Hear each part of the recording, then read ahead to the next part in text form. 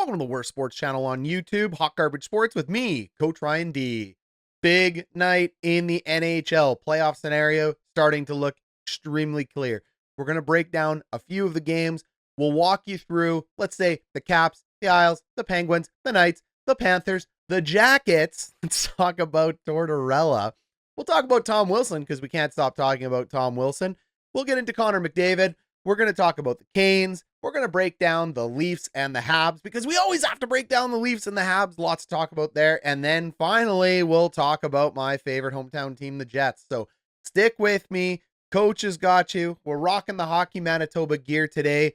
Roll that intro. We'll be back. Here's Lemieux. The center penalty coming up. Look at Lemieux. Oh, my goodness. What a goal. Oh, baby. The Washington Capitals could not ice a full roster tonight. So the clown show completely continues in Washington because they have cap issues, injuries, and Lord knows what else is going on there. However, they still got a really good chance at the Stanley Cup if they can find a way to play with a little bit of speed. TJ Oshie ends up going down with an injury. That looked scary.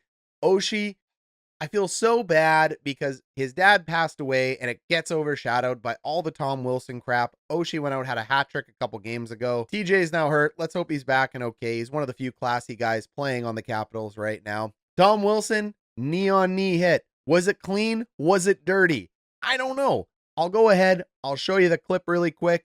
You can decide for yourself. Frankly, could care less. You want to play the way you play, Wilson? I don't care if someone cheap shots you, takes you out behind the knee, hits you behind into the boards.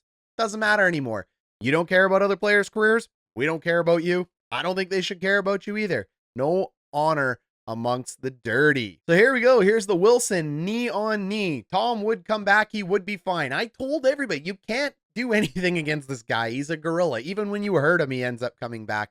$6 million man, cyborg, mutant, toughest player on the Washington Capitals right now, by far. What do you guys think? Was this just a player from Philadelphia looking to pick off a pass, incidental knee on knee? Or do you think he noticed it was Wilson and figured, screw it. I'll give my opinion on it. I think it was just an errant pass. But again, couldn't happen to a nicer guy. But even with this depressed lineup, the Washington Capitals end up winning and keeping division hopes alive. Pittsburgh's finished all 56 games. If Washington wins out the next 2 games, they lock up first place in their division and they will play the Islanders. As of right now, it looks like they're probably going to end up playing the Boston Bruins, and that is going to be a very physical series. Washington, you think you can bully the Bruins? Bruins are one of the toughest teams in the NHL over the past 20 years. Patrice Bergeron won a Stanley Cup with a broken freaking rib, so I don't think they're going to be pushed around quite easily. What do you guys think? You think Washington's going to lock up the top? You think Washington's got the Bruins? I don't think Washington's got the speed required to win the Stanley Cup. I think the Islanders exposed them last year. I don't think their transition game's quick enough. You think big, tough hockey wins cups? Washington's going to be your team, but I frankly think they're too slow, and there are teams that are faster and just as tough, like the Penguins and like the Bruins. Just my thoughts. Let me know what you think. The Knights can lock it up against St. Louis with a win tonight. They're up 2-1 as of this recording. The Knights should go ahead, become first place in that division. But I think most people have the Colorado Avalanche as a heavy favorite to not only come out of that division, but to win the Stanley Cup. Let me know what you think down below. Do you think Colorado's superstars and endless depth, plus Cale Makar? How good is Cale Makar? That guy is a franchise player. Nathan MacKinnon, that guy is a franchise player. So, do you think going to be Colorado? Do you think it's going to be Vegas? I definitely don't think it's going to be St. Louis or Minnesota. Panthers end up knocking off the Lightning tonight. The Lightning's injury concerns, and frankly, they just look tired, and it keeps slowing them down heading into the playoffs. No Stamkos, no Kucherov. Weinberg, nice hat trick tonight. Panthers could be dangerous. Maybe. I don't know who I like out of this division. I think Carolina is frankly too young. I don't think they're going to end up winning it, even though they look like the favorite. I really like the fact that Florida is coached by Coach Q. Quenneville's the best coach in the NHL right now, maybe the best coach of all time. Yes, even over Scotty Bowman. What do you guys think? You got Florida, you got Tampa Bay, you got Carolina? Guess we'll see. John Tortorella, my favorite. Coach, why would this guy be your favorite? You know what you're going to get with Tortorella every single time. Gong show, tough hockey. He only plays one brand, and he's hilarious in the media. John Tortorella is one of the most authentic coaches in the NHL. In today's game, not enough people get to speak their mind. They sound like robotic, boring interviews. But guess what? Torts, never getting that. Always going to let you know the way he feels. The funny thing about John Tortorella is he could be a winning coach. But general managers, well, at least the ones that have hired him lately, they just don't seem to get the style he wants to play. They keep bringing in players that are just not going to work under John Tortorella. Why bother trading for Patrick Laine? He was never going to work with Torts. I guess you think you're going to fire Torts, but it feels like you're throwing a year away. Tortorella can win. There's no question about it. But Tortorella needs the right roster for John Tortorella to win. He's one of the last coaches in the NHL that's part of the old guard, in my opinion, where he's not going to change his system. His system is just going to be what it is. You have to play his system. It's his way or the highway. It's a character game. It's a physical game. It is effective. It's effective, but it's not effective in today's NHL with a lot of the young superstars coming in with the creativity that they need to play with and the fact that rookies and young players just don't spend that much time in the AHL. So tell me what you think about Torts below. I think Torts is a beaut. Is he going to get another job? I don't think so. I mean, I guess someone could hire him, but what's the point? Unless you're going to blow up your roster and give this guy the character guys he wants to play with, it just seems like, I don't know, an exercise in futility. Where's Torts going next? Let me know. Carolina Hurricanes fall to the Predators. Is this a playoff preview? Is it a sign? No, it's not. The Canes are going to beat the Predators in the playoffs. There's no question about it. The Canes are deep all over. They don't have any superstars. Yes, they have one or two elite players. Depends how you feel about Aho.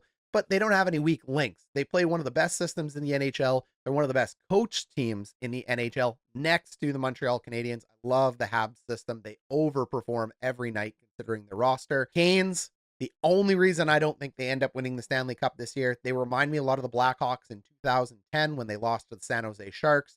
Yes, they had the better team, but the wily veteran San Jose Sharks just knew how to beat them that year. I think the Canes need to lose in the playoffs this year to come back next year in order to win it. Not a prerequisite to win the cup. I just don't see the Canes as cup favorites or even getting out of that division. Let me know what you think. Leafs, Habs, Habitants, bandwagoners, shirt tuckers, corporate fans pretending to be in the stands. Okay, well, they're not pretending to be in the stands, but you guys sure do pipe in a lot of crowd noise into the arena. What do you feel? Do you like that? Do you guys like the crowd noise going in? I'm torn. A quiet arena sounds really weird, but I really like hearing what the players have to say. The random F-bombs and chirping are fantastic. Oh, I wish they could mic up players all the time. Just let me listen. It's just fun. What do you guys think of the crowd noise? Let me know down below. But tactically, this game was, well, exactly what both teams are strong at. The Montreal Canadiens play their turtle shell Roman Empire style of defense with 5 players collapsing in and around the net, taking away good shot lanes, keeping pucks out of the net, and capitalizing on the few chances that they have. That is Montreal hockey. It can absolutely win you hockey games. Boring. Sorry, Habs fans. Not entertaining. I'm sure it is if you are a Habs fan. There's a trillion of you. But for the rest of us, it reminds me of New Jersey back in the late 90s when they used to play a trap. Not a big fan, but effective. You cannot argue with effective. I think this team is overperforming considering the players that they have on it. I think it's one of the best up-and-coming teams in the NHL if Carey Price stays on his game for the next year or two. Caulfield, Kotkaniemi, Suzuki, these guys are dynamic. I understand no Price. I understand no Shea Weber. They will both likely be back for the playoffs. We think, we hope, because we want to see a good series, right? I do. I really want to see them at full strength. But watching this Leafs team, and you guys know, Habs fans, you get on me in the comments below. I'm not a Leafs truther. I don't like the Leafs, but they're the best team in the North Division right now, and they flexed it. Toronto had a fantastic day stretching the zone and doing what they needed to do to put in goals. Stick with me. Let's take a look because they made Jake Allen basically blind. He missed every puck, and this was not on Jake Allen. This was just excellent Toronto offense. So as we can see here, pucks at the top does a fantastic job continuing to drag that puck into open ice. There are no lanes right now. Great pump fake to be able to have the goalie bite. Couple frames later, too many blue jerseys in front of the net, takes an errant bounce. 1-0 Canadiens. This was an absolutely beautiful line walk. And there it is. This is what Jack Campbell is seeing, which is absolutely nothing. You got to clear players out from in front of the net. This isn't horrible D zone. This is just the way the modern NHL runs. You got one player trying to clear a guy out. Puck is circled in yellow. Hard to see on that blue jersey. Not helping your goaltender at this point.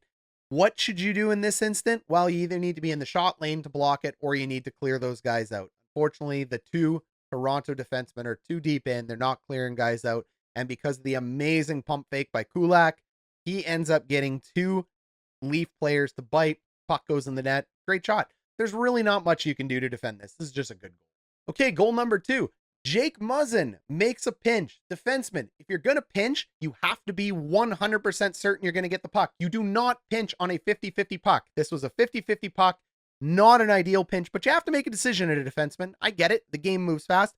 Muzzin pinches. We end up with a 2-on-1. That 2-on-1, you're dust in on Jackie Boy. You can call this a knuckle puck. You can call this an errant bounce. You can make any excuse you want. Jack Campbell should have this puck. He is out of position. I have been saying it. I'm not trying to rag on the Leafs. You're trying to rag on the Leafs. Yeah, I am. Jack Campbell's got to have this. This is not an acceptable angle to let a goal in, whether it's a knuckle or not. But it doesn't matter because the Leafs offense is going to come back, crush the Habs today, and claim victory.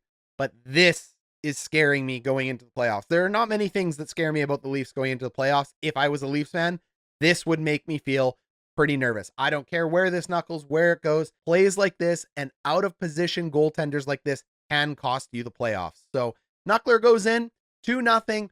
I would have thought that this would have been it. Montreal would have gone into not like a prevent defense or like a trap, but they would have gone ahead, protected their goalie. I thought Montreal had a great chance to win this, but once again, the Toronto Maple Leafs offense proves to me just how good they are. Oh my God, stretching the zone, widening the zone. Second half of this game, all Leafs all day. Ugh, can't believe I had to keep covering this stuff. All right, let's check it out. All right, so goal number 1 from the Leafs. Engvall is going to take the puck on a nice little J-hook route like this, and he is going to slip it by Jake Allen. Is this Jake Allen's fault? I don't know. Depends how you feel about it. He can't see the puck. We'll go one frame forward. If a goalie can see it, he should be able to stop it. Jake Allen cannot track the puck on this. This is a very difficult play. This is one of the green scoring chances I've been talking about for a few weeks, meaning the puck goes from below the goal line all the way up and the angle changes on the goaltender. Anytime you're going north to south, that is a very difficult angle for a goaltender to track. Good goal by Toronto. And you can see it here with Engvall at the top of the circle. Jake Allen is standing up tall, looking through 4 players, trying to find the puck. He cannot find the puck. And unfortunately, this puck is going to end up going in because he shoots it through a screen of 5 guys. You can call it a screen. You can call it whatever you want. But this is a very, very good goal. You can't see it. You can't stop it. 2-1 game. All right, goal number 2 for the Leafs. This is all offense all day. This is a team effort. Willie Nylander is going to put this one in. When we talk about widening the zone, we mean widening a zone across the middle of the ice. We're going to use almost the entire offensive zone to score this goal. Very, very difficult for a goaltender to track. Even more difficult for a D zone to be able to contain it. Defensive players want to be able to box a puck in to one half of the zone, as you can see here. As soon as you can spread it away from that zone or get the puck going north-south with a little bit of east-west action, it becomes extremely difficult to defend. This is just excellent, excellent team tactics by the Leafs. And we can see that puck comes all the way from the bottom to the top of the ice, walks all the way across the blue line, and comes all the way back down for Willie Nylander to put it in to the net. Nylander, good player. Guy's a really good player. One day I'll get his name right too. And then finally, your last goal of the night, right off of a face-off. Austin Matthews wins that puck back to Mitch Marner. He walks it through. Puck's here on the yellow circle. Jake Allen, no chance. The guy's blind. He's blind tonight. Not on Jake Allen, but there is no way a goalie can stop a puck that he can't see. Goes down into his butterfly. Doesn't matter. Sneaks through. 3-2 Leafs. And that offensive core of the Toronto Maple Leafs is going to be difficult to handle in the playoffs. Canadian division's probably the weakest division in hockey right now, but Toronto, if this was ever your time, it is your time tonight. Check out a video I dropped tomorrow about Stanley Cup betting odds if you think you should be smashing the Toronto Maple Leafs. Comment down below if you're going to be smashing them anywhere on the pro line or betting circuit. And then we get to my favorite team, the Winnipeg Jets. Jets, you know what? Neil Pionk, probably the right play heading into the playoffs. Does this game matter? Definitely doesn't. Are Jets fans disappointed, worried, scared, and pissed off? 100%! We're panicked! Of course we're panicked! This isn't a good team. This isn't a good team. They don't even have a real NHL team. They haven't had one in like 40 years. What's going on here? Pullman and Forbert are pylons. There's nothing more to say about it right now. They are slow. They are very, very, very slow. They end up costing the Jets on one goal. Connor Hellebuck, not a hot night tonight, goes out to play a puck from behind the net in the trapezoid, ends up giving it away, putting the second goal in. You know what? There's not a lot of goalies in the NHL that can handle the puck really well. Ever since the days of Waugh and Brodeur and Waugh stick handling through Gretzky, you just don't see goalies who can play the puck like they used to. And I understand why. It's because of that trapezoid. Do I think they should get rid of the trapezoid? I actually don't know. I'm pretty much unable to recall if I liked watching goalies play the puck or if I didn't like watching goalies play the puck. The main reason they got rid of it is goalies actually became so good at playing the puck that they became like a sixth man out there, or a third defenseman, and it was very hard to score goals when guys like Brodeur and Waugh were able to do that. So goalies really stopped focusing on it going through youth hockey. It becomes something they do work on. I'm not saying they don't, but not to the level they used to. So Connor Hellebuck gives it up. Tough goal, goes in the back of the net. What do you guys think? Do you like goalies that play the puck? What's your thoughts on that? Berdine, one of the guys in our system right now. This goalie, he can play the puck. I will be sharing some clips of him later on in the year after the playoffs are done, but he has silky smooth mitts for a goalie. Okay, well, not much to say other than Scheifele gets his 200th goal, and Kyle Connor continues his goalless drought for 6 games now, even though he had an absolutely beautiful chance. We can see Connor right here. David Gustafsson is nice and square to the puck. Kyle Connor's all alone. This is the dream. He is an elite scorer. Who am I to tell him how to score? But Kyle should be walking the puck to the left here, dragging the goaltender with him, looking to stuff it high side or come back to the short side. I don't like this shot choice at all. I don't think he had an angle on it at all. He had all day. Frankly, I just think he panicked a little bit, which is weird for Kyle Connor. At least he got a shot on net, I guess, but that man is snake bit. Okay, so that's the NHL update for the day. What? Hold on. I've just got an update in my non-existent earpiece that Connor McDavid has another 4 points. My God. He's got 4 points already. This guy's got 100 points in a half season. Well, not really half, but like 56 games. This guy is going to beat 100 points. You can't stop him. I don't know what you do about this guy. This guy, the Konami cheat code McJesus continues to be broken. He is the Edmonton Oilers. I saw a really wicked comment today saying, could you imagine if Connor McDavid was on another team? He'd be a mere mortal. Would he? Really? Connor McDavid on any other team other than the Edmonton Oilers, I think gets even better. He is carrying them. He could actually win them a cup. I'm sold on this now. I don't think Edmonton's my pick for the cup, but if they end up winning a cup, I'll just sit here and go, yep, told you so. He's that freaking good. I don't know what you do with this guy. He's incredible. What a way to end off the show tonight. We will talk to you tomorrow with our Stanley Cup betting odds video. Thanks for checking it out. Hot garbage bandwagon fans, hot garbage shirt tuckers, you guys stay with me. Appreciate you watching. Have a great night.